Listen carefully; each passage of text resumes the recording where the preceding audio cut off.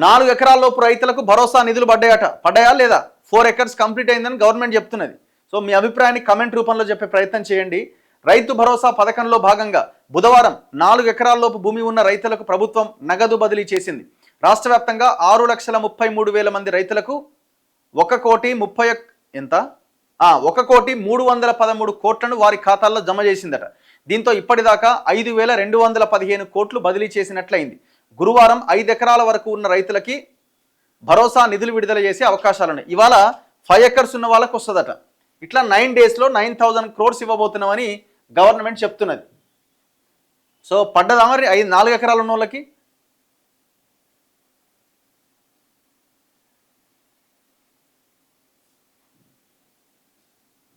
రైతు బంధు పడ్డదా లేదా?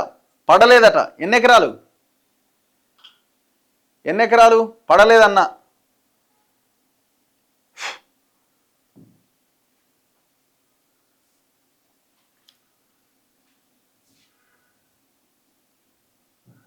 రైతు బంధు పడ్డదా లేదా? దయచేసి కమెంట్స్ రూపంలో చెప్పే ప్రయత్నం చేయండి. ఎన్ని ఎకరాల వరకు మీకు రైతు బంధు పడ్డది?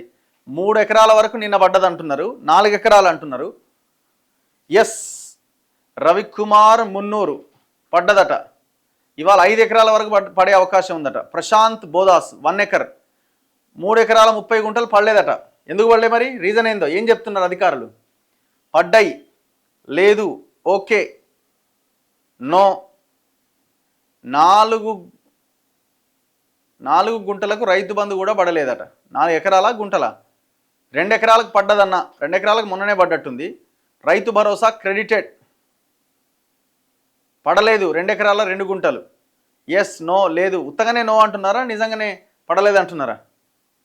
నిన్న ఈవినింగ్ పడ్డాయన్న. నాకు 3.5 ఎకర్స్ ఉందట. పర్వతన్ రెడ్డి పడలేదు. 1.5 ఎకర్ రాలేదట. బొజ్జా కార్తిక్ వై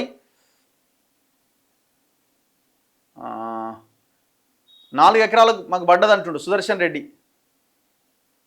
30,000 పడ్డాయట. 15 ఎకరాలు పడలేదట. 15 ఎకరాలు ఇప్పుడు ఏడన్నా, అది ఎంత టైం పడుతుందో మరి చూడాలి. మరి కొత్తగా పాస్బుక్ ఉన్న వారందరికీ ఇప్పుడు పడతాయట.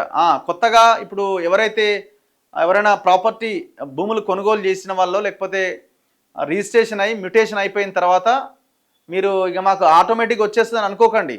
ఆ రైతు భరోసా పోర్టల్లో మీ పేరు అప్లోడ్ చేయించాలట. అందుకే మీరు లోకల్గా ఉన్న అగ్రికల్చర్ ఆఫీసర్ని ఇమీడియట్గా సంప్రదించండి. అంటే కొత్తగా పాస్బుక్లు వచ్చిన వాళ్ళు ఎవరైతే ఉన్నారో, అది కూడా డేట్ ఎప్పుడు చెప్పారంటే 20th లాస్ట్ డేట్ అన్నారు. అంటే రేపే లాస్ట్ డేట్.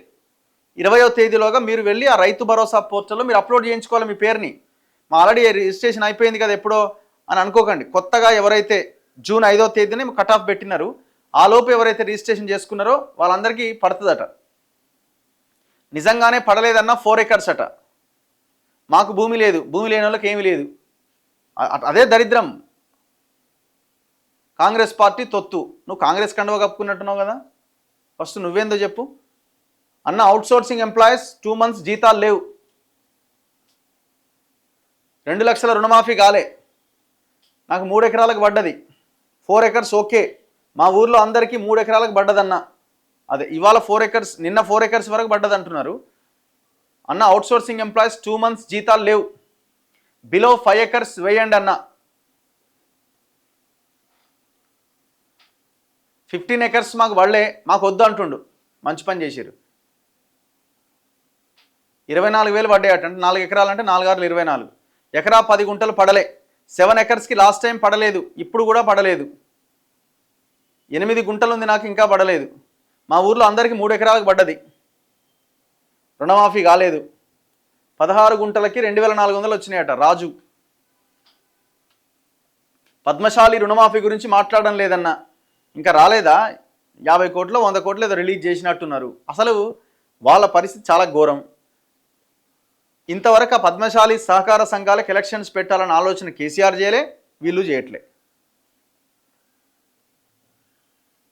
వాళ్ళు ఆల్రెడీ రిచ్. ఎవరు వాళ్ళు? 3 ఎకరాలు 9 గుంటలు వచ్చింది. జోన్ వారీగా పడుతున్నాయట.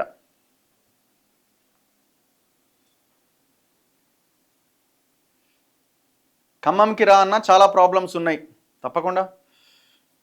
ఇది ఎలక్షన్ డ్రామా, ఎలక్షన్ స్కీమ్ కోసం పంపిస్తున్న డ్రామా ఇది. ఒకటే అండి, ఎలక్షన్స్ అప్పుడే అన్ని స్కీములు గుర్తొస్తాయి, అన్ని హడావుడి హంగామా, ఇందిరమ్మిన్లు, రేషన్ కార్డులు ఆగమాగం చేస్తుంటారు. జర్ర ఓట్లేసి యువతలకి రాని కథం, ఇక మళ్ళీ మాట్లాడుతొట్టు.